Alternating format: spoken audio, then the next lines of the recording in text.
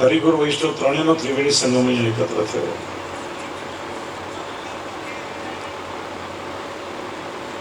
શ્રી મહાપ્રભુજી બિરાજીની કૃપા વરસાવી રહ્યા છે. એવા શ્રી વલ્લભના ગ્રહનો પાટોત્સવ મનાવી રહ્યા છે. મારા ઢોલરવા ગામ અહીંયા ચંપારણી ધામ બની ગયું છે.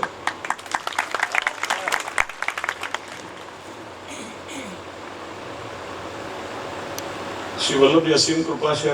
મારા ઢોલરવા ગામ તો વાસ્તવમાં ગોકુલિયું ગામ છે.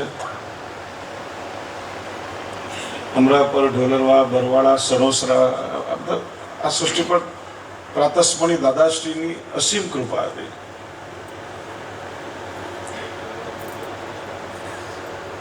દાદાશ્રી આ સૃષ્ટિનું સિંચન કર્યું છે. અને આજે પ્રાતસ્મરણીય દાદાશ્રીની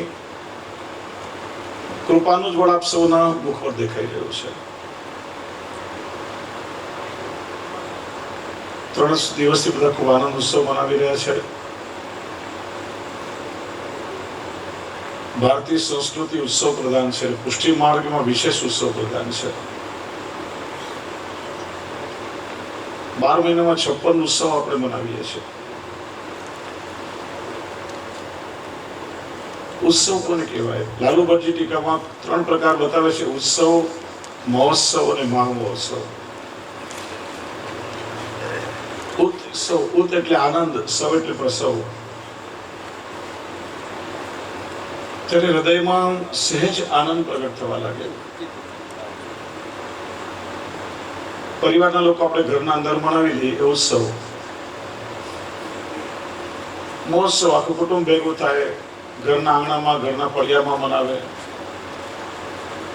અને મહા મહોત્સવ ગોકુલ ગામ, આખું ગામ ભેગું થઈને ગામના ચોકમાં મનાવે એ મહા મહોત્સવ કહેવાય. ભગવાન શ્રી કૃષ્ણનું પ્રાગટ્ય થયું નંદાલયમાં. કેવલ નંદરાયજીને ત્યાં કૃષ્ણનું પ્રાગટ્ય નથી થયું. એક વ્રજ ભક્તના હૃદયમાં એ આનંદનું પ્રાગટ્ય થયું છે. આનંદની તરંગો હિલોળા રહી રહી છે. એટલે તો આપણે કહે છે ને, નંદ ઘેર આનંદ ભયો. કયો આનંદ? પછી કહીએ જય કનૈયા લાલ કી. કૃષ્ણ સ્વરૂપે આનંદ પ્રગટ થયો છે. આનંદ અને માધુર્યનું પ્રગટ સ્વરૂપ એટલે છે કૃષ્ણ. કૃષ્ણ શબ્દ જ આનંદવાચક છે. સત્તા અને આનંદ, જે આખા વિશ્વનો સત્તાધીશ છે, ને રસમય જે આનંદ સ્વરૂપ છે. એટલે જીવનનો આનંદ કઈ રીતે માનવો એ ભગવાન શ્રી કૃષ્ણે આપણને શીખવાડ્યું છે. આપણે બધા કૃષ્ણના ઉપાસક છીએ.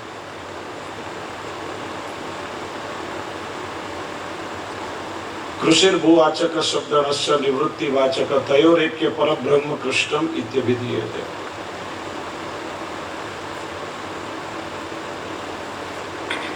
કૃષ્ણ એટલે સર્વસત્તાધીશ અને ન એટલે આનંદ. આખા જગતનો જે સત્તાધીશ છે અને સંપૂર્ણ આનંદ સ્વરૂપ છે.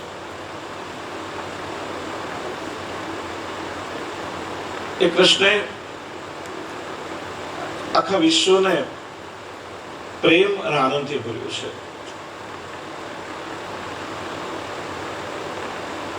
જો જયારે ગોવર્ધન ધારણ કર્યો, ઇન્દ્રને તો લાગે, પણ એ અવસરને કૃષ્ણે ઉત્સવ બનાવી દીધો. અવસરને ઉત્સવ કેમ બનાવો એ કૃષ્ણ શીખડાવે છે. ઘણા લોકો એવા વર્ષગાંઠની વર્ષી બનાવી નાખે.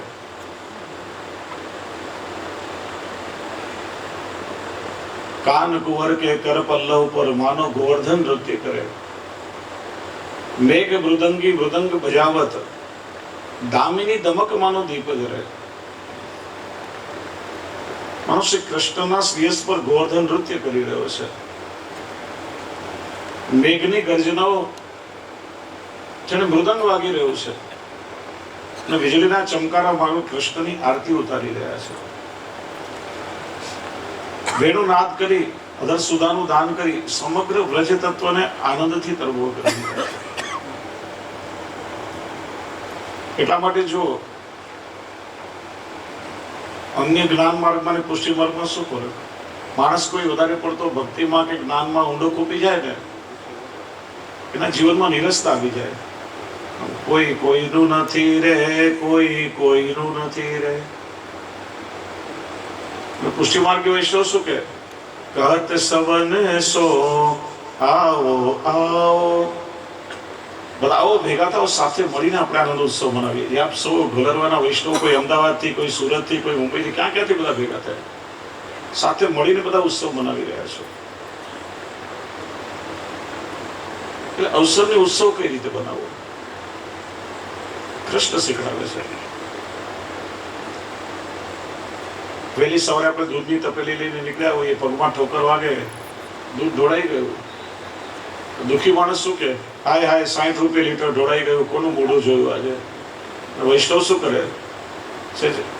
આંગળી લઈ ગાલે અડાડી, નંદ ઘેરા નંદ ભયો જય કનૈયા લાલ કી. પ્રભુએ કૃપા કરી મારા તે નંદ મહોત્સવ બનાવ્યો. અરે થવાનું તો થઈ ગયું, રડવાથી કઈ થોડી પાછું ભેગું થઈ જશે. જીવનના પ્રત્યેક અવસરમાં માણસે આનંદ કઈ રીતે મેળવવો, એ કૃષ્ણ આપણને શીખડાવે છે. એમની સમગ્ર લીલાઓ રસમય પણ છે, સાંકેતિક પણ છે. એટલા માટે તો શ્રી મહાપ્રભુજી કહે છે અખિલમ મધુરમ, મધુરાધિપતિ અખિલમ મધુરમ. મધુરાધિપતિ કૃષ્ણ છે, માધુર્યનો એ સ્વામી છે. અને કેટલા અખિલમ, સંપૂર્ણ માધુર્ય જેમાં રહેલું છે.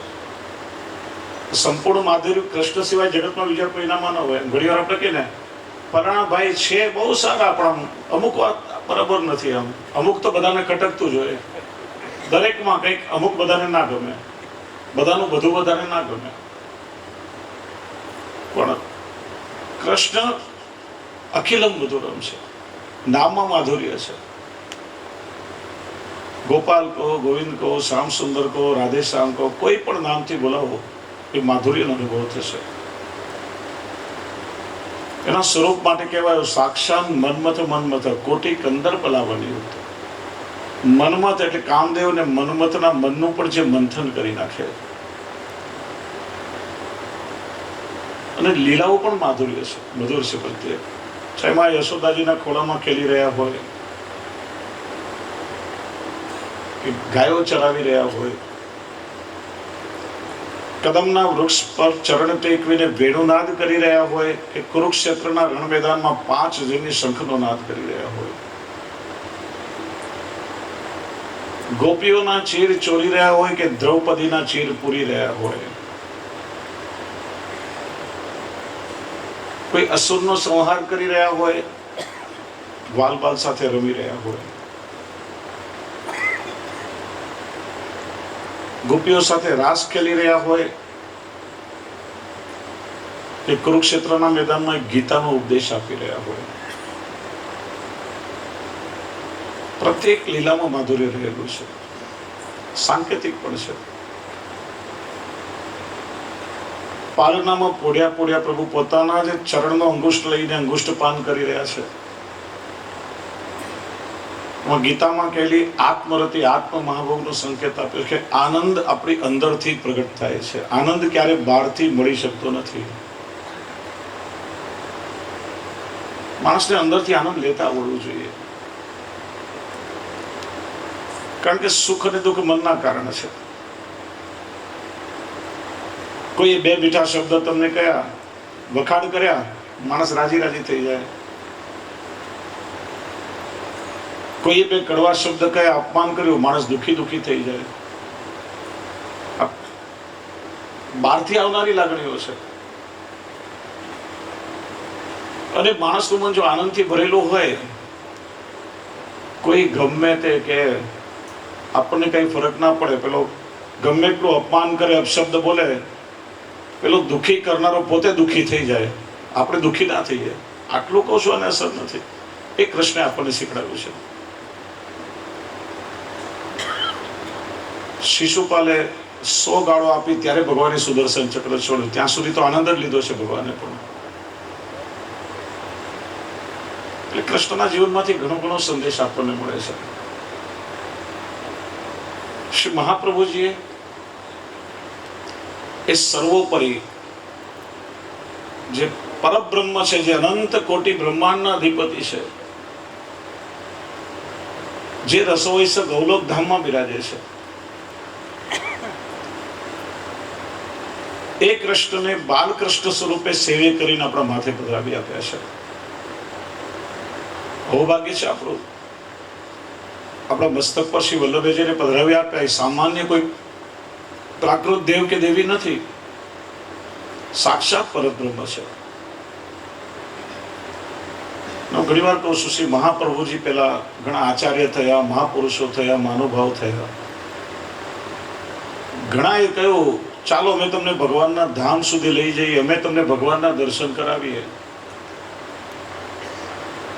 પણ શ્રી વલ્લભ તો પોતે વિભુ છે. શ્રી મહાપ્રભુજી આજ્ઞા કરી, ના, મારે તમને કોઈને ગૌલોક ધામ સુધી જવાનો પરિશ્રમ નથી કરવો. એ તો પછીની વાત છે. પણ એ પહેલા તો એ ગૌલોકના અધિપતિને એક વૈષ્ણવના ઘેર પધરાવીને એક વૈષ્ણવનું ઘર નંદાલય બનાવી દો. એક વૈષ્ણવના ખોળામાં હું પ્રભુને ખેલતા કરી દઉં. એ લીલાનું સુખ શ્રી મહાપ્રભુજીએ ભૂતલ પર અહીંયા આપણને આપ્યું છે.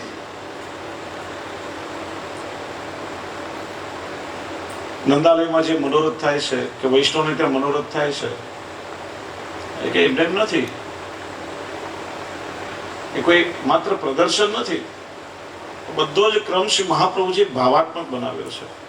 જો એક વસ્તુ સમજો કે પુષ્ટિ માર્ગમાં સિદ્ધાંત પક્ષની સાથે સાથે ભાવ પક્ષ અને વ્યવહાર પક્ષ પણ એટલો જ પ્રબળ છે. જો ભાવ પક્ષ ના હોય, વ્યવહાર પક્ષ ના હોય, તો કેવલ સિદ્ધાંતે તો નિરસ્તા આવી જાય. સિદ્ધાંત પણ એટલો સક્ષમ છે. કૃષ્ણ સેવા સદા કાર્ય, આ પુષ્ટિ માર્ગનો મુખ્ય સિદ્ધાંત છે. આપણો ભાવ બી તો જોડાવવો જોઈએ ને. ભાવ વગરની સેવા તમારી કેવી થશે? નિરસ થશે. બિલકુલ કેવલ ક્રિયાત્મક બનશે. અને એટલા માટે અલૌકિક ભાવનાઓ બતાવવામાં આવી છે. અને સાથે વ્યવહાર પક્ષ, પરિવારમાં સાથે હળી મળીને આપણે પ્રભુની સેવા કરી શકીએ. કોઈનો તિરસ્કાર નહીં. એમ પુષ્ટિ માર્ગમાં શ્રી વલ્લભે બધાનો સ્વીકાર કર્યો છે. પુષ્ટિ માર્ગ ક્યારે કોઈનો તિરસ્કાર કરતા નથી શીખવાડતું. બધાનો જૈસો હું એસો તિહારો શ્રી વલ્લભ. હું જેવો છું એવો આપનો છું. અને શ્રી મહાપ્રભુજે અન્ય માર્ગમાં તો જીવનું કેટલા પ્રકારે શુદ્ધિકરણ થાય, દોષોથી રહિત બને, પછી એ પ્રભુને લાયક ગણે. અહીંયા તો અનેક દોષોથી ભરેલા એવા સદોષ બ્રહ્મ સંબંધ દ્વારા આપણો પ્રભુને અંગીકાર કરાવ્યો છે. આપણો હાથ પકડીને ઠાકોરજીના શ્રેયસમાં સોંપ્યો છે. એટલી કૃપા શ્રી વલ્લભે કરી. જેસો હોય હું જેવો છું એવો આપનો છું. વૈષ્ણવ આપણા ઘરે જે ઠાકોરજી બિરાજે છે એ સર્વોપરી તત્વ છે. ભગવાનના દર્શન થઈ જાય માનો, પછી શું? શાસ્ત્ર કહે છે કે ભગવાનના દર્શન થયા એટલે મોક્ષ મળી જાય, ફરીથી જન્મ ના લેવો પડે. મુક્તિ એટલે જન્મ મરણના દુઃખમાંથી મુક્તિ. બ્રહ્મમાં જીવનો લય થઈ ગયો. એમાં ભજનાનંદનું સુખ નથી. દુઃખની નિવૃત્તિ અને સુખની પ્રાપ્તિ બંને જુદી વસ્તુ છે.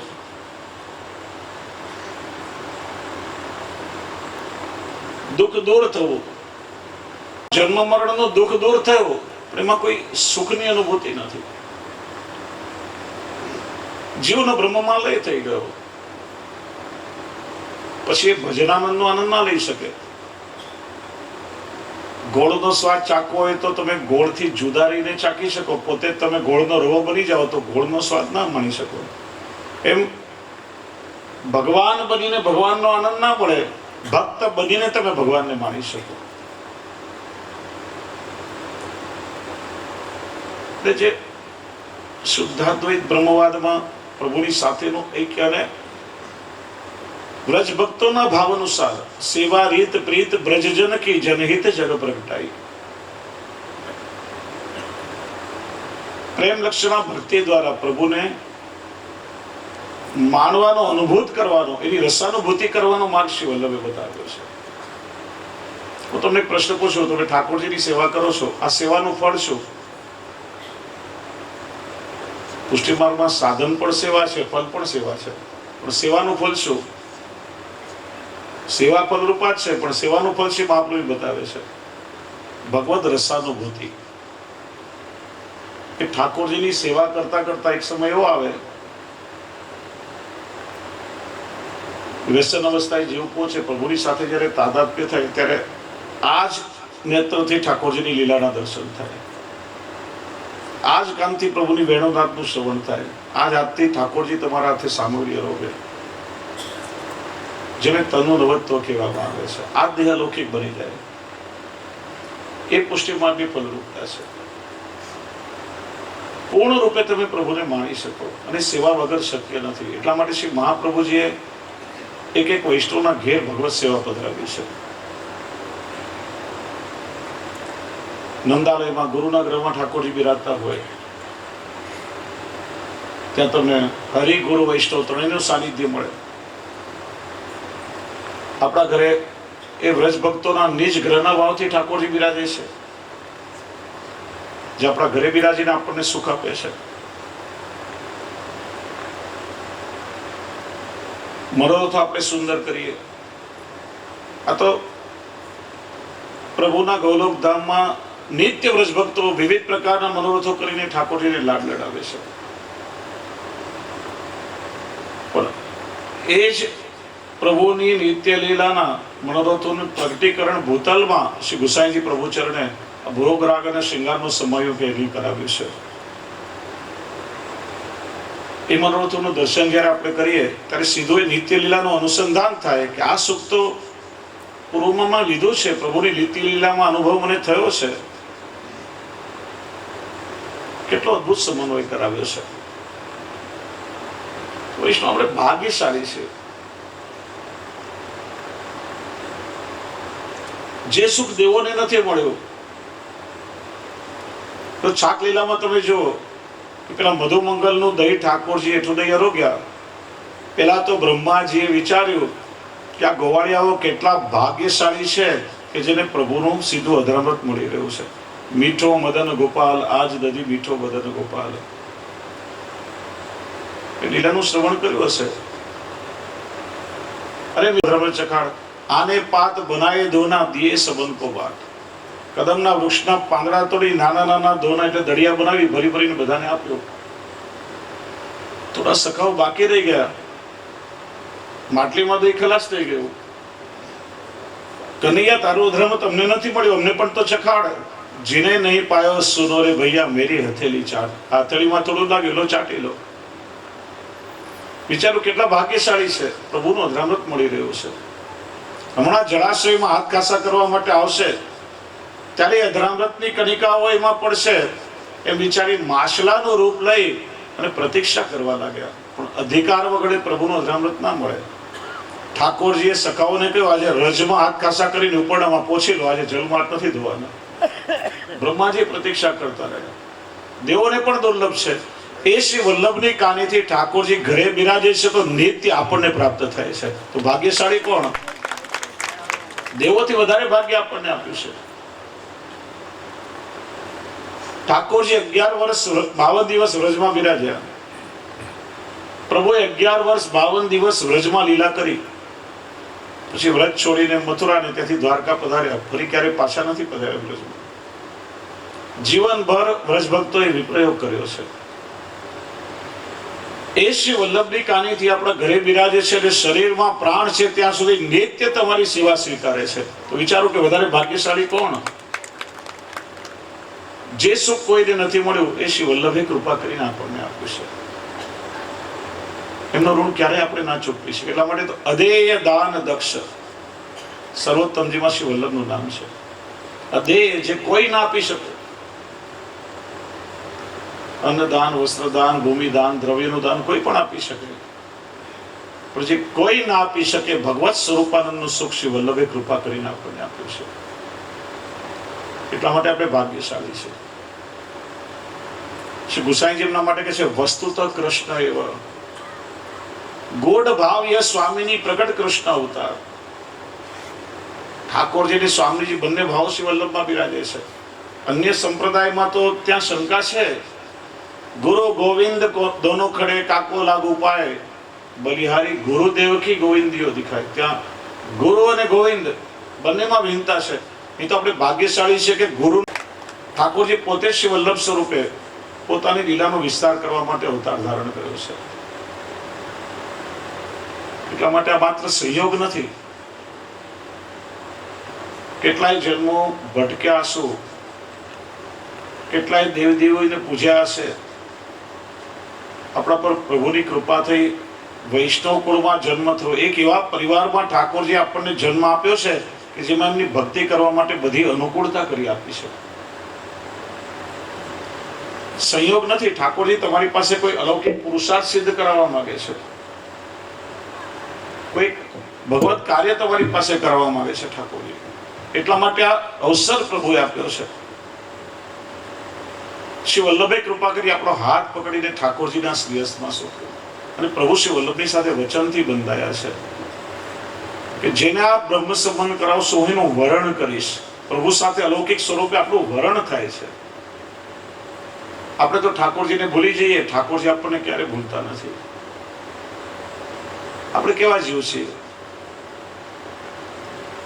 બ્રહ્મ સંબંધના ગદ્ય મંત્રના શરૂઆતમાં જ કહીએ છીએ ને, ભગવાન કૃષ્ણથી વિખૂટા પડે હજારો વર્ષોનો સમય વ્યતીત થવાથી પ્રભુની પ્રાપ્તિ માટે જે તાપ ક્લેશનો આનંદ થવો જોઈએ એ પણ જેને તિરોધાન થયો એવો હું જીવ.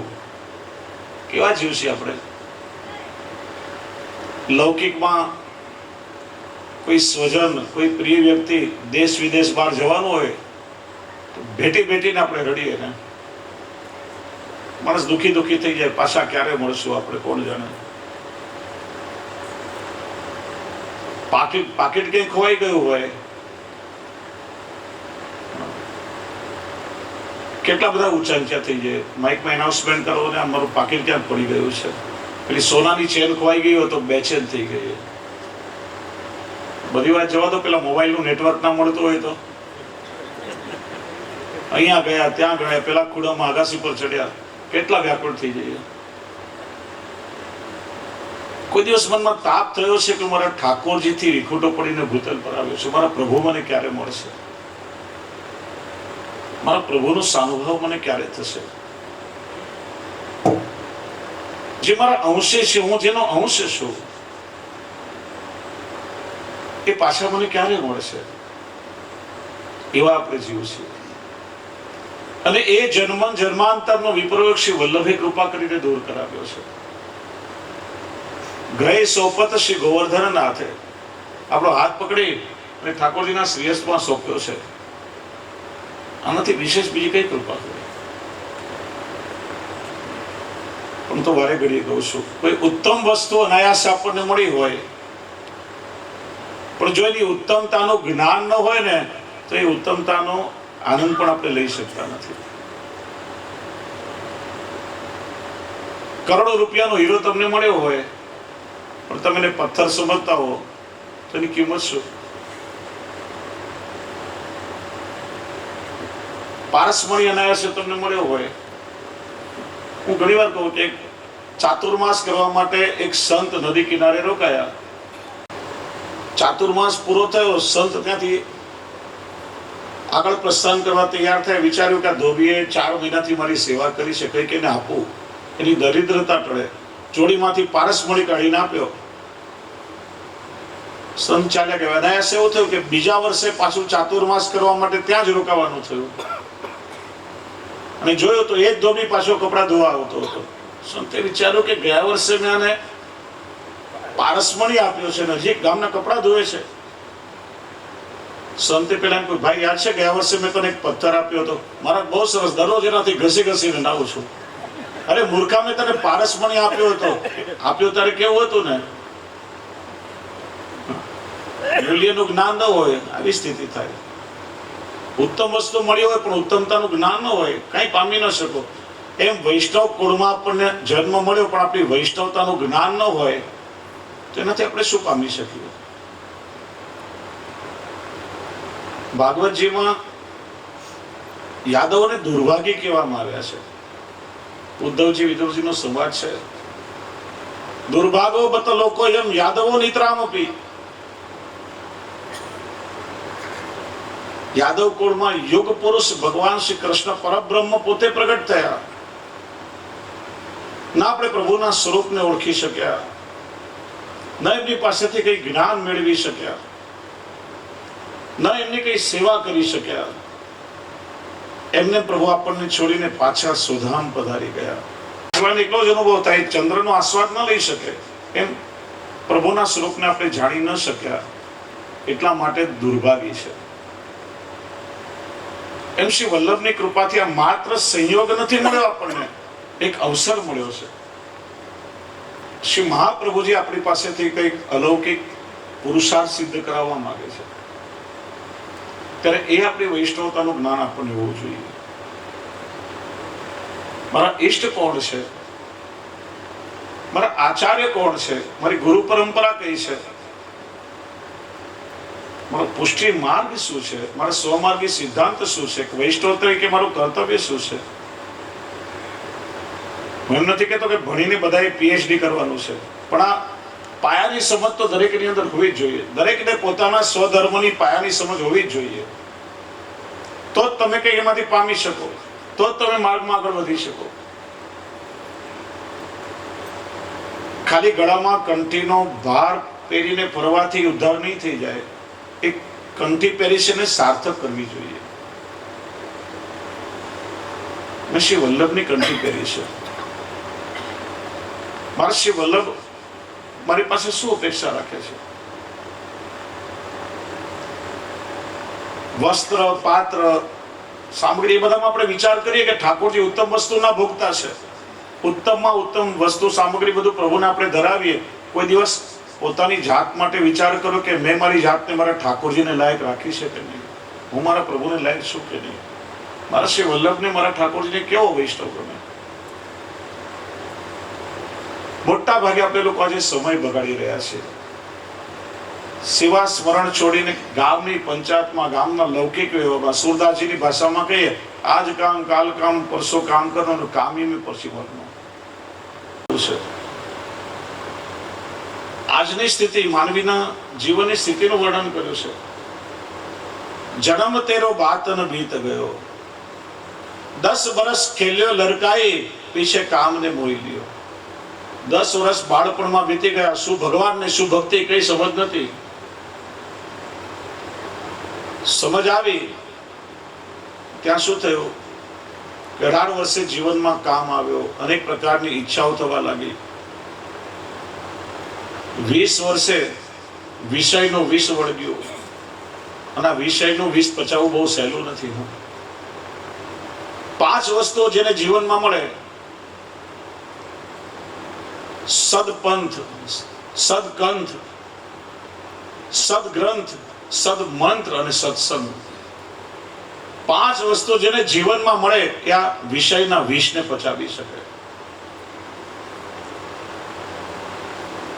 પુષ્ટિમાર્ગ જેવો દિવ્ય પંથ આપણને મળ્યો, શ્રી મહાપ્રભુજી જેવા સદગંથ આપણને મળ્યા, અષ્ટાક્ષર મહામંત્ર જેવો સદમંત્ર આપણને આપ્યો, શ્રીમદ ભાગવતજી જેવો સદગ્રંથ મળ્યો, અને ભગવદીઓનો સત્સંગ મળ્યો. એ જ વિષયના વિષને પચાવી શકે. બાકી એને પચાવવું અઘરું છે.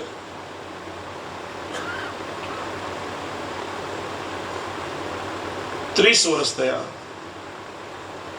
કમાવા માટે આખા દુનિયામાં ફર્યો, પરિશ્રમ કર્યો. એમ કરતા કરતા 40 થયા. 40 વર્ષ મેં રાજ જો પાયો, ઉપજત લોભ નયો. 40 વર્ષમાં દુનિયાનું બધું સુખ મળ્યું, પણ પેલું લોભ જતો નથી. એક દુકાનની હજી નવી ફ્રેન્ચાઇઝ ખોલી લઉં, એક કારખાનું હજી નાખી લઉં, હજી થોડું ભેગું કરી લઉં. 50 વર્ષે જીવનનો બધો ચાસ ચાલ્યો જાય. અને જેમ કરતા કરતા ઠાકોરજીની સેવા સ્મરણ કઈ થયું નહીં. 60 થયા. સૂકી ત્વચા કમર ભઈ ઢીલી, અબ સબ ઠાઠ ગયો. ચામડીમાં કરચલી પડી, કમર વાંકી વળી ગઈ. પેલા જ્યાં સુધી તમે કમાતા હતા ને, ઘરમાં આવકાર પણ મળતો હતો. બહારથી ઓફિસેથી તમે આવો, દીકરોને એવો ચા પાણી આપે. હવે કમાતા નથી, નકામા થઈ ગયા, ઘરે આવીને કહું, ઓ બેટા ચા આપો તો, જાતે બનાવી દે પી લો, તમે નવરા છો, મેં ક્યાં નવરા છીએ? આ સાંભળવું પડે પછી. અને સમય આવે ત્યારે પછી જ્ઞાન થાય. નહીં હરિભજન ગુરુ કી સેવા, નહીં કછું દાન દિયો. ના ઠાકોરજીની સેવા કરી, ના ગુરુની સેવા કરી, ના કોઈ સત્કર્મ કર્યું, એમને એમ જીવન પૂરું થઈ ગયું. ને છેલ્લે પેલી જમને ખેંચી લીધો, પછી જમણા દેખાવા લાગે, ત્યારે પસ્તાવો થાય. એમ તીવ્ર ગતિથી જીવનનો સમય નીકળી રહ્યો છે, એક એક પળ નીકળી રહી છે. આપણા શાસ્ત્રો તો સમજાવે છે કે જ્યારે વિદ્યાનું અધ્યયન કરવું હોય તો માણસે એવી રીતે જ્ઞાન મેળવવું જોઈએ કે હું 100 વર્ષ જીવવાનો છું.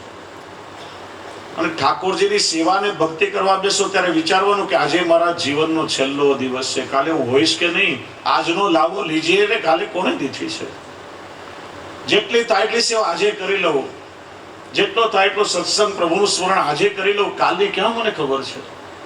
આજે જેટલી ભેગી થાય અલૌકિક મૂડી ભેગી કરી લઉં.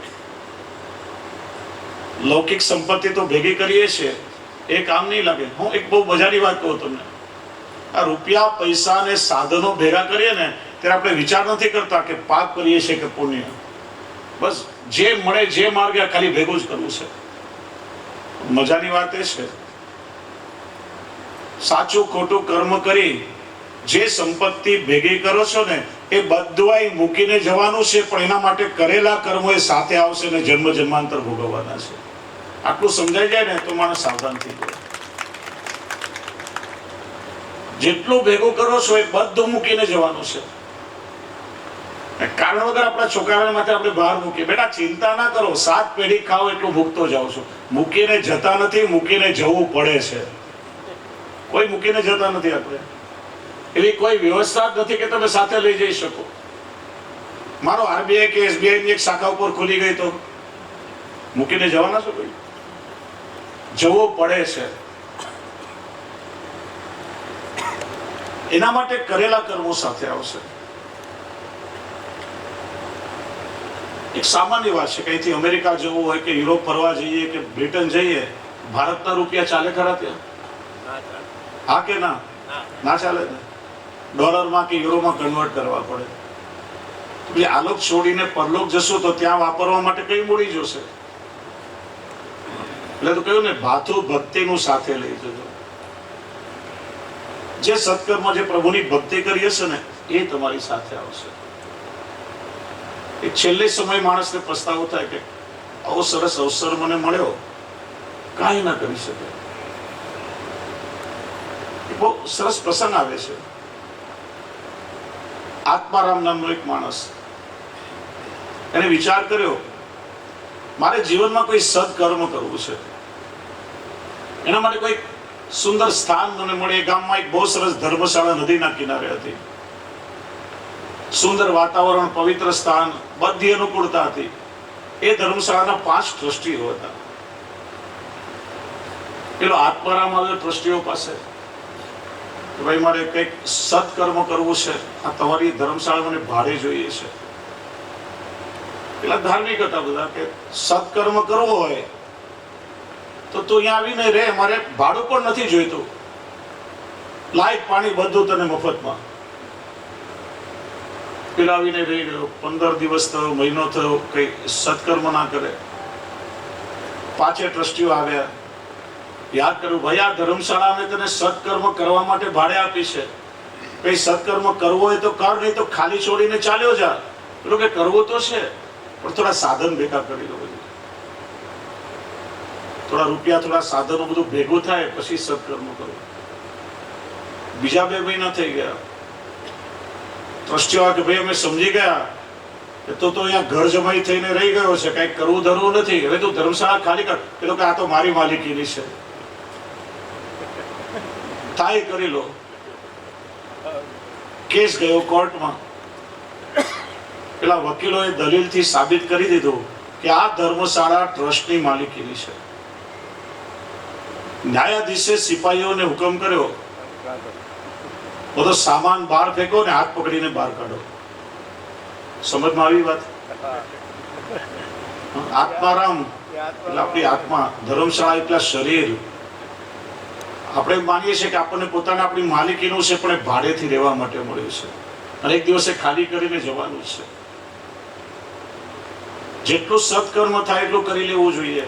પેલા 5 ટ્રસ્ટીઓ, પૃથ્વી, જલ, તેજ, આકાશ, વાયુ, 5 તત્વો વારે ઘડીએ સાવધાન કરે છે.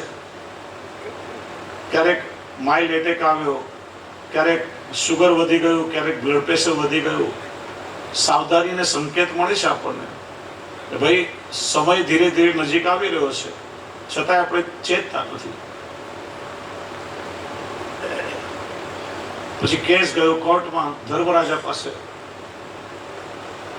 વકીલ એટલે ચિત્રગુપ્તે સાબિત કરી દીધું કે આ તો એને મફતમાં રહેવા માટે આપી છે, કે એની માલિકીનું શરીર નથી. આ પેલા ન્યાયાધીશ એટલે ધર્મરાજાએ જમદૂતોને હુકમ કર્યો અને પછી હાથ પકડીને ખેંચીને લઈ ગયા. આપણે ત્યારે પસ્તાવો થાય જીવનમાં કે આટલો ઉત્તમ સમય મળ્યો ને કાંઈ ના કર્યું. એટલે વૈષ્ણવ જાગવું જોઈએ. વાસ્તવમાં હું બહુ સમય નહીં લઉં, તમે પ્રતીક્ષા કરી રહ્યા છો ઢાળી લેવાની, નહીં તો ઉપરણા ઉડાડવાનો ક્રમ બાકી છે. પણ વારે ઘડી એક વાત કહું છું હંમેશા, અને આજકાલ કારણ કે એક વસ્તુ વારે ઘડી જ્યારે સાંભળીએ ને ત્યારે કંઈક જઈને આપણને અસર થાય છે. પેલા પાણીનું ટીપું પથ્થર પર સતત પડતું હોય ને ત્યારે જઈને પથ્થર, આપણું હૃદય પણ આજે પથ્થર જેવું થઈ ગયું છે. વારે ઘડીએ કહેવામાં આવે ત્યારે જઈને કંઈક આપણને અસર થાય છે. બાકી એકવાર સાંભળે તો કંઈ આપણને અસર થતી નથી. આજે સમાજની સ્થિતિ આપણી એ છે કે આપણે લોકો ખાલી કેવા પૂરતા પોતાને ધાર્મિક માની લઈએ છીએ. ગળામાં કંઠી પહેરી વૈષ્ણવ થઈ ગયા, આપણે ધાર્મિક બની ગયા, પછી આગળ કઈ ધર્મની સમજણ હોતી નથી. આપણા લોકોની ધાર્મિકતાની વ્યાખ્યા શું? પેલા ભાઈ 5 માળા દરરોજ કરે છે, બહુ ધાર્મિક છે. પેલા બેન સવાર સાંજ હવેલીમાં ફૂલઘરમાં બેસે છે, બહુ ધાર્મિક છે. પેલા ભાઈ દર વર્ષે પરિક્રમા કરવા જાય છે, બહુ ધાર્મિક છે. આ ધાર્મિક પ્રણાલીઓ છે. ઠાકોરજીની સેવા કરવી એ ધર્મ છે, પણ સેવા શા માટે કરવી જોઈએ એ સમજણ આપણી અંદર આવે એ ધાર્મિકતા છે.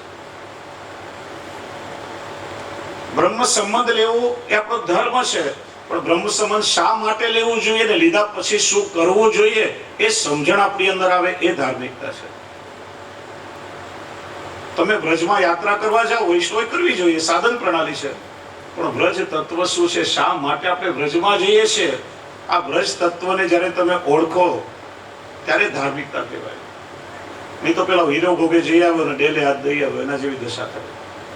વ્રજમાં જઈને ખાલી હાથે પાછા આવીએ છીએ, કઈ પ્રભુની લીલાનું કોઈ કઈ અનુસંધાન નથી મળતું. એટલે ધર્મ કેવલ કોઈ ક્રિયાકર્મોમાં સમાઈ જતો નથી. એ ધર્મનું આજે ઊંડાણથી જ્ઞાન, એની સમજણ આપણને હોવી જોઈએ. અને આપણામાં કંઈક આવશે ત્યારે આવનાર પેઢીને આપણે આપી શકશું. કુવામાં હોય તો વેડામાં આવે, કુવામાં જ ના હોય તો વેડામાં ક્યાંથી આવે? વારે ઘડી કહું છું, આજે મુસલમાનો નાનપણથીના બાળકોને મદ્રેસામાં એમના ધર્મના સંસ્કાર આપે છે. નાનકડા બાળકને પૂછશો તો હદીસમાં શું છે કે કુરાનમાં તમને કઈ આપશે. ધર્મના માટે લોકો બાંધછોડ નથી કરતા. ક્રિશ્ચનો દર રવિવારે ચર્ચમાં બાળકોને બાઇબલ શીખવા મોકલે છે. શીખ હશે એના બાળકોને ગુરુ ગ્રંથ સાહેબનો પાઠ ચોક્કસ કરાવશે. જૈનો એમના બાળકોને પાઠશાળામાં ભણવા મોકલે છે. 85% આપણા હિન્દુ ભાઈ બહેન એવા છે કે આત્મા ભગવદ ગીતા લીધી નહીં હોય, કે ભાગવત કે રામાયણનું એને જ્ઞાન નહીં હોય. ચાલો 2-3 પ્રશ્ન પૂછું, ખાલી હાથ ઉપર કરજો, કોઈ બોલવાની જરૂર નથી. ભગવદ ગીતામાં કેટલા અધ્યાય છે, કેટલાને ખબર છે? ખાલી હાથ ઉપર કરજો ફક્ત. માનું છું કે 800-900 જણા તો બેઠા છે. 25-30 જણ હાથ ઉપર થયા. ભાગવતમાં કેટલા સ્કંદ છે? 7-8 હાથ ઉપર થયા. રામાયણમાં કેટલા કાંડ છે? 5 હાથ, 6 હાથ ઉપર થયા. બાકી રામ જાણે, આપણે શું લેવા દેવા? આ દશા હિન્દુઓની છે. વૈષ્ણવ કઈ સનાતન ધર્મથી જુદા નથી.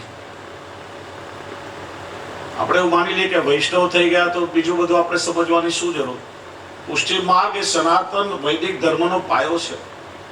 શ્રી મહાપ્રભુજી જગતગુરુ છે. આ વૈદિક ધર્મની રક્ષા શ્રી મહાપ્રભુજીએ કરી છે. થોડા સમય પહેલા સોશિયલ મીડિયાની એક ચેનલે કોલેજમાં ભણતા હિન્દુ યુવક યુવતીઓનો ઇન્ટરવ્યુ લીધો. મુસલમાનોનો પણ લીધો, હિન્દુનો પણ લીધો. એ લોકોના બાળકોએ બરાબર જવાબ આપ્યા. આપણે હિન્દુના બાળકોને પ્રશ્ન પૂછ્યા, रामचंद्र जी के कितने भाई थे? शायद 2-3 होंगे, हमको पता नहीं है. शूर्पणखा कौन थी? राम की बहन थी. रावण और कंस का आपस में क्या रिश्ता था? तो दोनों चचेरे भाई थे. આ હિન્દુઓનું નોલેજ છે. અને મેં કહ્યું ને, કુવામાં હોય તો હવેડામાં આવે. એક બાળક નિશાળથી ઘરે આવ્યો, આમ થોડું ટેન્શનમાં હતું. પપ્પાએ પૂછ્યું, બેટા શું ટેન્શન છે? પપ્પા, ટીચરે કહ્યું કે આવતીકાલે 5 પાંડવના નામ લખીને આવજે. બસ, એમાં શું મોટી વાત? જા રામાયણ લઈ આવો, હમણાં લખાવી દઉં તને. સમજ પડી? આ હિન્દુઓની સ્થિતિ છે.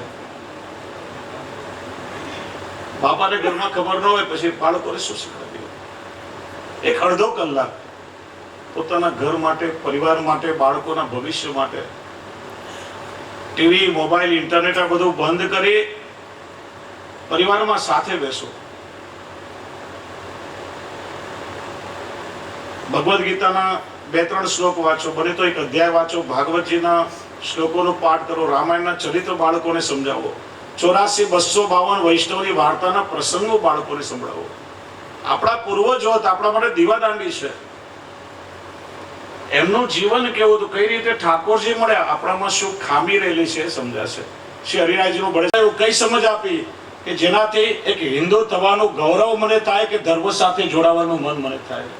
તમે આ કયા સંસ્કાર મને આપ્યા? પિતા નતમસ્તક થયા. વાત પણ સાચી છે. આપણે આપણા બાળકોને એવા કયા સંસ્કાર આપ્યા કે હિન્દુ તરીકે કે પુષ્ટિ માર્ગીય વૈષ્ણવ તરીકે એક ગૌરવથી જીવી શકે? ઉલટું બાળકો નાના હોય, નજીક હવે દૂર જા, આવો ખસ, તમારું કામ નથી, બહુ નાના છો.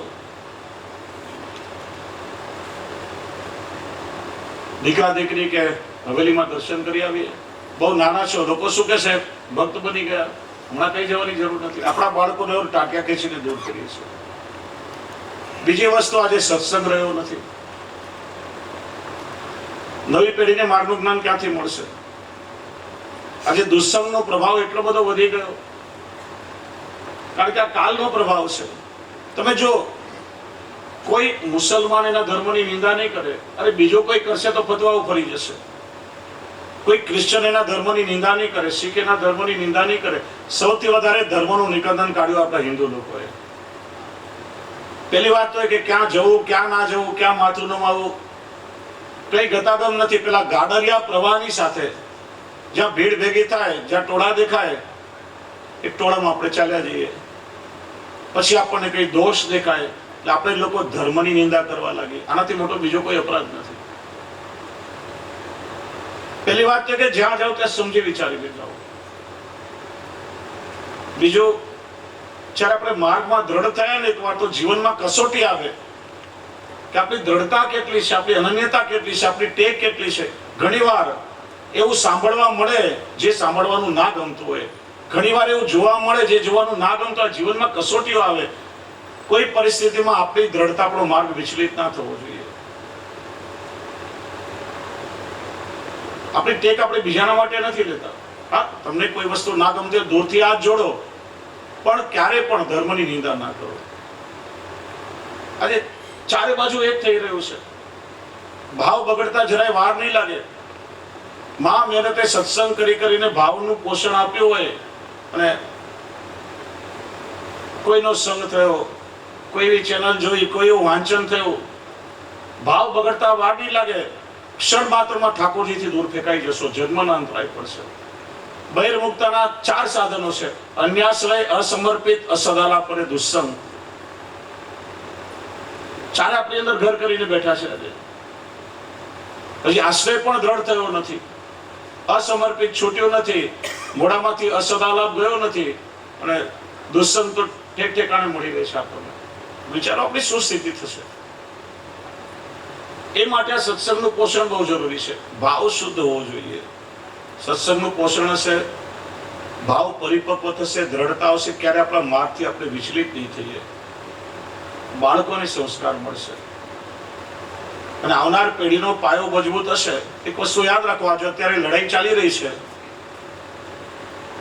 યુક્રેન, રશિયા, ઇઝરાયલ, ગાઝાને પરથી કંઈક આપણે સમજવું જોઈએ. 20 લાખ યુક્રેનીયનો ભાગ્યશાળી હતા કે યુરોપના દેશોએ એમને આશ્રય આપ્યો. આજે ગાઝા પટ્ટી વાળીની શું સ્થિતિ છે? દરરોજ તમે ટીવીમાં જોતા હશો. બાજુના એમના ધર્મના લોકો એમને રાખવા તૈયાર નથી. આજે ખબર છે કે આમને આપણે રાખશું, 15 વર્ષ પછી આપણે દેશ છોડીને જવું પડશે. અને કેટલાય દેશોમાં સ્થિતિ થઈ. બાંગ્લાદેશની દશા ના જોઈ તમે? જ્યાં જ્યાં બહુમતીમાં આવ્યા એ બધું સર કરી દીધું. જે દિવસે આપણા પર અતિક્રમણ થશે, નીચે દરિયો છે, માથા પર હિમાલય છે, પાકિસ્તાન, બાંગ્લાદેશ, ચાઇનાની બોર્ડર છે, અને એનાથી ખતરનાક લાખો વિધર્મીઓ અને કહેવાતા સેક્યુલર હિન્દુ ધર્મ વિરોધીઓ આપણા દેશની અંદર છે. બહાર નહીં જવું પડે. કોઈ હાથ પકડવા તૈયાર નહીં થાય. મારું ઘર, મારો પરિવાર, મારા રૂપિયા, આ બધું ત્યારે ત્યારે છે. ઘર સળગતા મૂકવા પડશે, લોકોને મરતા જોવા પડશે, અને છતાંય કોઈ તમને રાખવા તૈયાર નહીં થાય. જો પોતાના સ્વધર્મની ખુમારીને ગૌરવ નહીં હોય તો એ બાળકોનો પાયો મજબૂત કરવો પડશે. નહીં તો બીજી ત્રીજી પેઢી પછી આપણા બાળકો વૈષ્ણવ નહીં હિન્દુ હશે કે નહીં એ પ્રશ્ન ચિહ્ન છે. આજે સ્થિતિઓ એવી થઈ રહી છે. અને એક યોજનાબદ્ધ રીતે તમે ક્યારે છાપામાં નહીં વાંચો કે સમાચારમાં નહીં જો કે અન્ય ધર્મના લોકો ધર્માંતરણ કરીને હિન્દુ ધર્મમાં આવ્યા હોય. હજારોની સંખ્યામાં હિન્દુ આજે ધર્માંતરણ કરે છે. કેમ કે યોજનાબદ્ધ રીતે આ ષડયંત્ર ચાલી રહ્યું છે. વ્યવસ્થાઓ આપીને, એજ્યુકેશન આપીને, સાધનો આપીને, આ સિનેમાના માધ્યમથી, યુટ્યુબની ચેનલોના માધ્યમથી અનેક પ્રકારે હિન્દુ ધર્મની નિંદા કરીને, ધર્માચાર્યોની નિંદા કરીને નવી પેઢીની બુદ્ધિ બગાડવામાં આવી રહી છે. અને હિન્દુ ધર્મમાંથી જશે તો એ ક્યાં જશે? અન્ય ધર્મમાં, અથવા તો બહુ બધો નાસ્તિક બની જશે તો એ ધર્મને મોટું નુકસાન છે. એ આપણી જવાબદારી છે કે આપણા બાળકો આપણા માર્ગથી વિચલિત ના થાય. માટે બધું આપણે જીવનમાં ખોયું નથી, ઘણું બચ્યું છે. જે બચ્યું છે એને કમસે કમ બચાવી લઈએ. બસ એટલું જ મારે કેવું છે. એવા વૈષ્ણવ આપણે બનીએ કે આપણા શ્રી મહાપ્રભુજીને પણ ગૌરવ થાય, અને આપણા બાળકો કુમારથી હું એક સનાતન હિન્દુ છું અને હું શ્રી વલ્લભનો વૈષ્ણવ છું એ ગૌરવનો અનુભવ કરી શકે. બસ એટલું જ ફક્ત મારે કેવું છે. આ ઉત્સવના પ્રસંગે કંઈક અહીં પ્રેરણા, સદવિચારો આપણી અંદર આવે, કંઈક દ્રઢ સંકલ્પ આપણે લોકો કરીએ. કારણ કે ઉત્સવ એટલે ખાલી વાતો કરીને, એમાં કહ્યું ને કે આવતીકાલે 1 કલાક રાખી છે, ચિંતા નથી વાતો કરવા માટે. એટલા માટે ઉત્સવ નથી.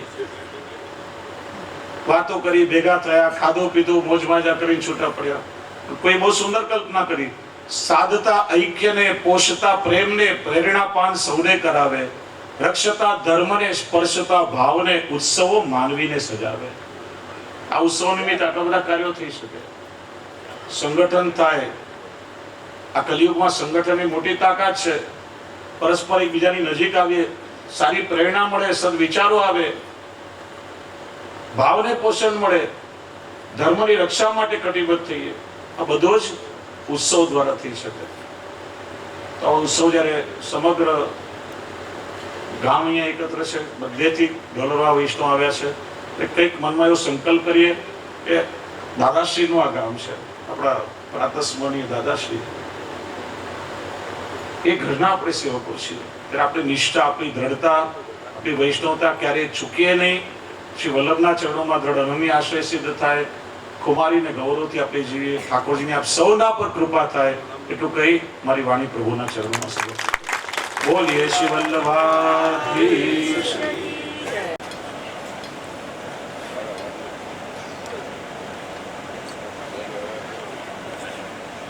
ફટાફટ જલ્દી બધા અહીં આવી જાય.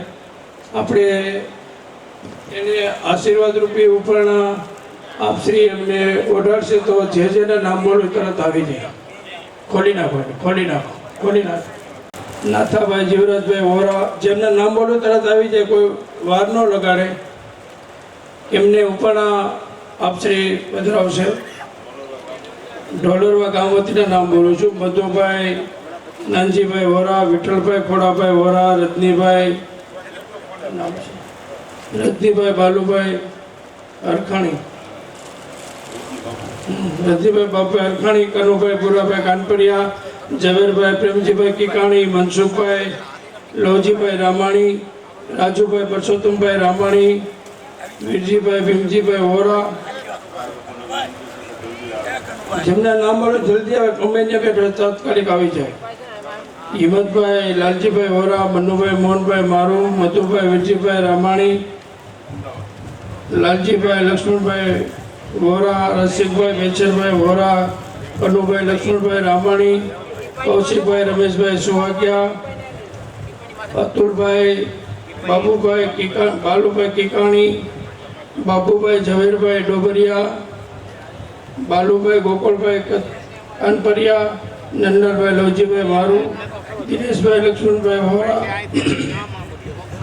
અશ્વિનભાઈ વાવસનભાઈ રામાણી, લાલજીભાઈ મંજીભાઈ ગોરસિયા, ભાઈલાલભાઈ પોપટભાઈ નાકરભાઈ કાછડિયા, ચતુરભાઈ નાથુભાઈ વોરા, નરોત્તમભાઈ બાલુભાઈ નાકરાણી, કેશુભાઈ રૈયાભાઈ કાછડિયા, ઉકાભાઈ નથુભાઈ વોરા, અરવિંદભાઈ વીરજીભાઈ રામાણી, વજુભાઈ નાનજીભાઈ રામાણી, મધુભાઈ જસમતભાઈ શેલડિયા, મનુભાઈ મોહનભાઈ ભાયાણી, વસરામભાઈ વંજીભાઈ ગોરસિયા, નારાયણભાઈ પુરાભાઈ ડોબરિયા, પ્રવીણભાઈ ઠાકરજીભાઈ કિકાણી, કિશોરભાઈ બચુભાઈ રામાણી, રસિકભાઈ પોપટભાઈ નાકરાણી, વિનોદભાઈ ગોવિંદભાઈ, ધીરુભાઈ પ્રેમજીભાઈ સુવાગિયા, નરોત્તમભાઈ રતિભાઈ રામાણી, દલપતભાઈ કડવાભાઈ દેસાઈ, હર્ષા પરેશભાઈ રામાણી, હર્ષ પરેશભાઈ રામાણી, ગંગસ્વરૂપ કંચનબેન લાલજીભાઈ દેસાઈ, મગનભાઈ કનુભાઈ નાકરાણી, મધુભાઈ કાનજીભાઈ વોરા, પોપટભાઈ મોહનભાઈ રામાણી, કિરણબેન પોપટભાઈ રામાણી, પ્રવીણાબેન તરવણીબેન પોપટભાઈ રામાણી, કૈલાસ શંભુભાઈ રામાણી, જયંતિભાઈ બાબુભાઈ રામાણી, જયંતિભાઈ બાલુભાઈ રામાણી.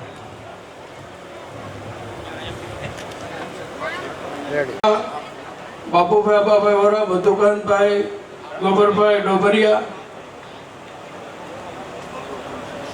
જે આ નામ બોલ્યું ઢોલરા સ્થાનિક ગામ લોકો હતા. હવે ઢોલરાના જે લોકો અમદાવાદ રહે છે એમના નામ બોલું છું. તો થોડી વારમાં જે નામ બોલ્યું બાબુભાઈ અંબાભાઈ વોરા, મધુભાઈ ગોબરભાઈ ડોબરિયા, ત્રિભુવનભાઈ કુરજીભાઈ વોરા, ગોવિંદભાઈ નાગજીભાઈ રામાણી, હરિભાઈ શામજીભાઈ રામાણી, ગોરધનભાઈ કનુભાઈ કાનપરિયા, બિપિનભાઈ બાલુભાઈ કિકાણી, મનુભાઈ વિજયભાઈ સુહાગિયા, પિયુષભાઈ પાગાભાઈ કિકાણી, મધુભાઈ રામભાઈ રામાણી વોરા, નરોત્તમભાઈ નાનજીભાઈ વોરા, નીર હિતેશભાઈ વોરા, વનિત મિતુલભાઈ વોરા, વસંતભાઈ નાનજીભાઈ વોરા, ગોવિંદભાઈ વીરજીભાઈ સુહાગિયા, સુધીરભાઈ મધુભાઈ રામાણી, હરેશભાઈ બાબુભાઈ રામાણી, સૌજીભાઈ રોજીભાઈ રામાણી, અરવિંદભાઈ બાલુભાઈ કિકાણી, નરેશભાઈ વીરજીભાઈ રામાણી, રોનકભાઈ અશોકભાઈ રામાણી, રાહુલભાઈ રમેશભાઈ રામાણી, મનસુખભાઈ રતિભાઈ રામાણી.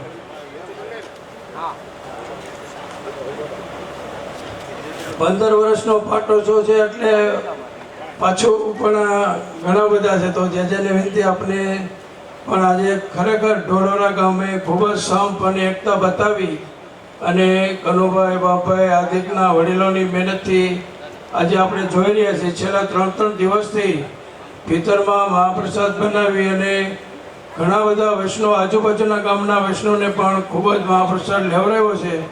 તો એ ખૂબ જ ખરેખર કિશોરભાઈ વીરજીભાઈ રામાણી, નંદલાલભાઈ લવજીભાઈ મારું, પ્રકાશભાઈ વિઠ્ઠલભાઈ નાકરાણી, પરેશભાઈ બાલુભાઈ રામાણી, પ્રકાશભાઈ વિઠ્ઠલભાઈ નાકરાણી, લલિતભાઈ બાલુભાઈ કાનપરિયા, રાજેશભાઈ મધુભાઈ રામાણી, ઝવેરભાઈ બેચરભાઈ વોરા, મનસુખભાઈ ઠાકરજીભાઈ કિકાણી, નરેશભાઈ કનુભાઈ રામાણી, દિનેશભાઈ નન્નુભાઈ રામાણી, સુનિલભાઈ નન્નુભાઈ રામાણી, અશ્વિનભાઈ શંભુભાઈ રામાણી, ગિરીશભાઈ દુદાભાઈ દેસાઈ, દિલીપભાઈ ઉકાભાઈ વોરા, રમેશભાઈ દલસુખભાઈ દેસાઈ, દિનેશભાઈ વીરજીભાઈ સુવાગિયા. મહેનત કરી એમના નામ બોલું છે તો તેઓ તાત્કાલિક પણ આવી જાય. દલપતભાઈ નાનજીભાઈ વોરા, વિજયભાઈ નાનજીભાઈ વોરા, દલપતભાઈ નાનજીભાઈ વોરા, જયસુખભાઈ નાનજીભાઈ વોરા, મધુભાઈ બાલુભાઈ રામાણી, વિઠ્ઠલભાઈ ભીમજીભાઈ વોરા, નરેશભાઈ નાગજીભાઈ રામાણી, જયસુખભાઈ જીવરાજભાઈ રામાણી, રમેશભાઈ ઝવેરભાઈ રામાણી, રમેશભાઈ વિઠ્ઠલભાઈ વોરા, નરેશભાઈ નારાયણભાઈ ડોબરિયા, અરવિંદભાઈ ધીરુભાઈ નાકરાણી, મુકેશભાઈ મધુભાઈ સુવાગિયા, મુકેશભાઈ ધીરુભાઈ વોરા, યોગેશભાઈ મનુભાઈ રામાણી, પંકજભાઈ મંજીભાઈ હરખાણી, હરેશભાઈ સૌજીભાઈ બારુ, મનુભાઈ રાગજીભાઈ હરખાણી, કૈલાસભાઈ લાલજીભાઈ વોરા, અરવિંદભાઈ ગોકળભાઈ કાનપરિયા, અલ્પેશભાઈ કાંતિભાઈ વોરા, ભાવચંદભાઈ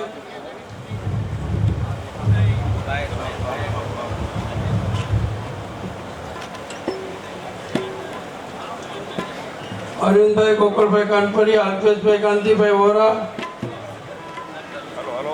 ભાવચંદભાઈ જસવંતભાઈ સેલડિયા, હસમુખભાઈ પોપટભાઈ વોરા, પ્રવીણભાઈ જેઠાભાઈ રામાણી, જતીનભાઈ રસિકભાઈ વોરા, મનસુખભાઈ નાનજીભાઈ કાછડિયા, નરેશભાઈ ગોકળભાઈ સુવર.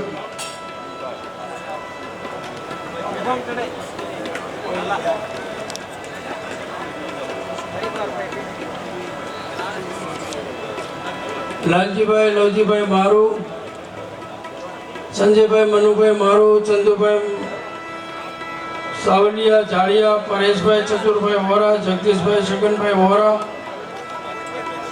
સંકેતભાઈ ધીરુભાઈ રામાણી, જયદીપભાઈ પરસોત્તમભાઈ બાબરિયા, ડીવી રામાણી, અશોકભાઈ મોહનભાઈ રાજ્યગુરુ.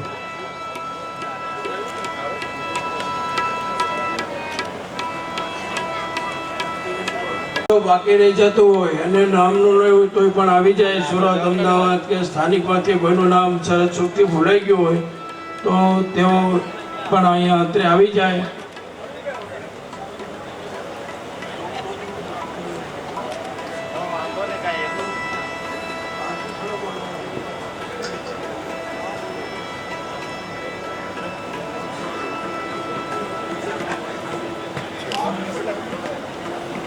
વિના શરમ સંકોચે આવી જાય અથવા એને લખાવી દે તો એનું નામ પણ બોલી આપવામાં આવશે.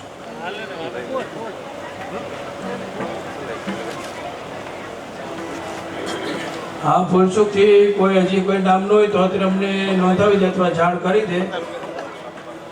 અને ખરેખર બધા યુવાનોને એક ખૂબ જ કહેવું પડે કે આ ઢોળોરાના નામ પ્રત્યેની, વતન પ્રત્યેની લાગણીને બિરદાવી અને વલ્લભધામ જે 15 વર્ષ પહેલાં જેનો પાયો નખાણો હતો, વલ્લભ પ્રભુ બિરાજતા હતા, એના 15 વર્ષ પછી એમની ભાવના વધી છે, ઘટી નથી.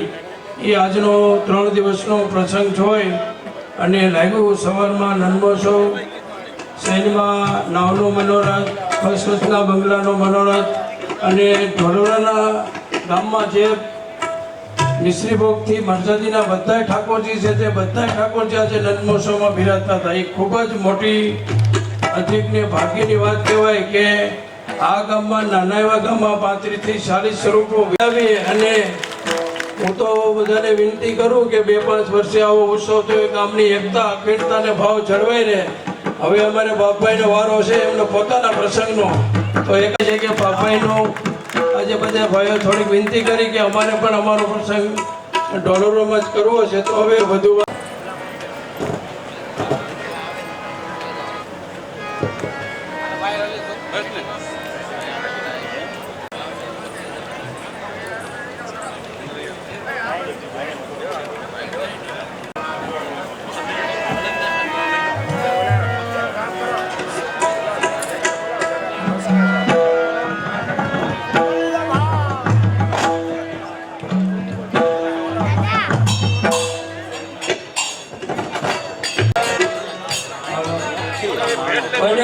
સરપંચમાં બપોરે બાકી રહી ગયા હોય તો ભલે થોડુંક લેટ થાય પણ બધા આવી જાય, પહેલા વહેલો આવી જાય ફટાફટ.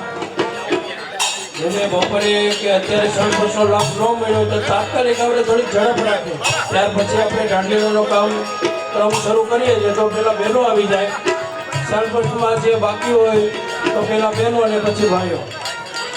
બબેની લાઈન કરો અને બબે જણે એકાડે સરપંચ કરતા જાઓ.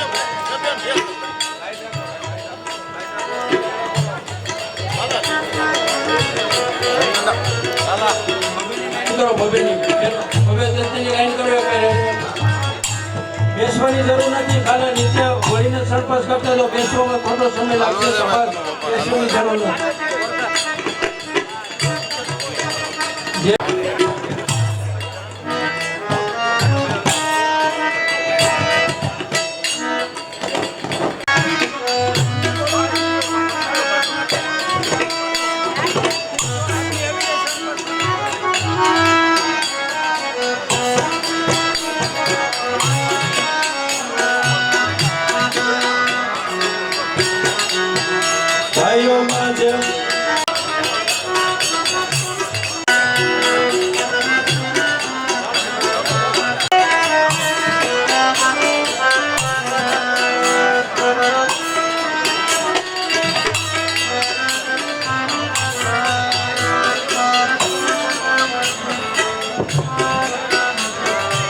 હવે કોઈ એક અગત્યની જાહેરની પાછળ જરૂરિયાત રહેતી હોય એટલે સ્વયંસેવકના આગેવાનોનું કહેવું છે કાલે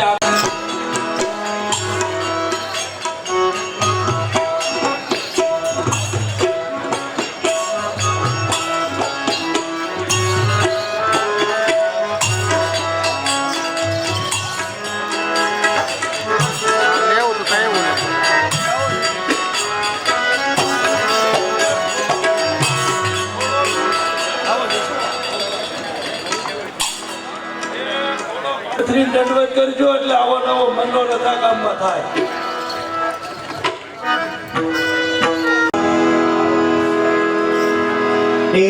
ના